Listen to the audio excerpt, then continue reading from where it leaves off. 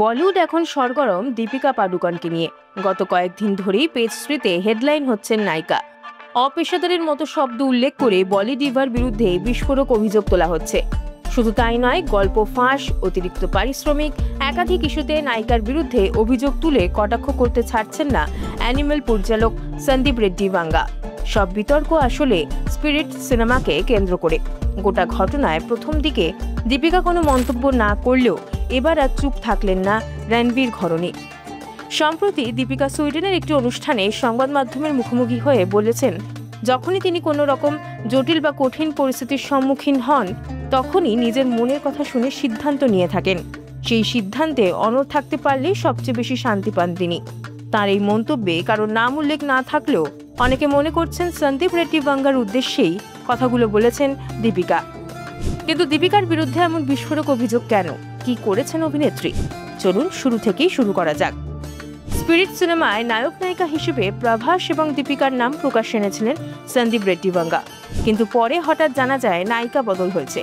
দীপিকাকে বাদ দেওয়া হয়েছে সিনেমা থেকে। তার বদলে তৃপ্তি দিমরি অভিনয় করছেন সিনেমায়।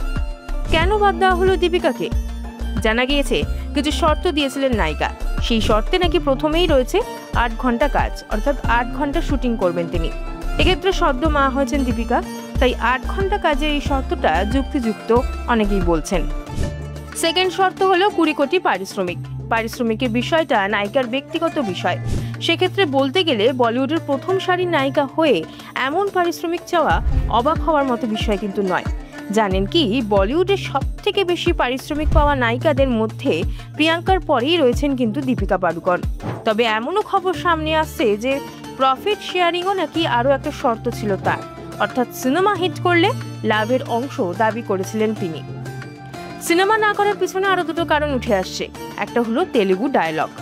সিনেমাটা তেলুগুতেই তৈরি করবেন ভাঙ্গা, কিন্তু দীপিকা তেলুগুতে সংলাপ বলতে স্বাচ্ছন্দ্য বোধ করবেন না।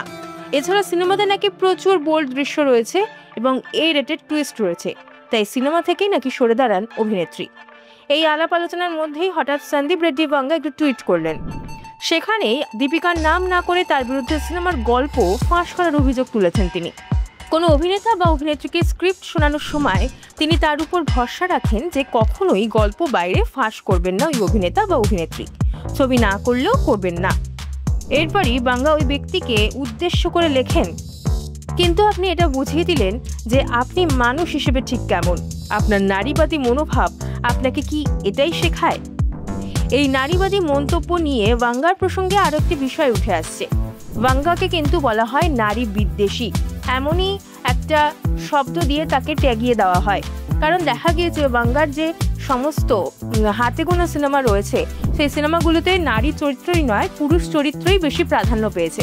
নারী চরিত্র কিন্তু সেভাবে তার সিনেমাতে প্রাধান্য পায়নি। এদিকে ভাঙ্গার অভিযোগ অনুযায়ী গল্প যদি সত্যিই ফাঁস করে থাকেন দীপিকা, তাহলে সেটা একেবারেই উচিত হয়নি। ভাঙ্গার পোস্টে হ্যাশট্যাগে জুড়েছে আরো একটা শব্দ, সেটা হলো ডার্টি পিআর গেমস।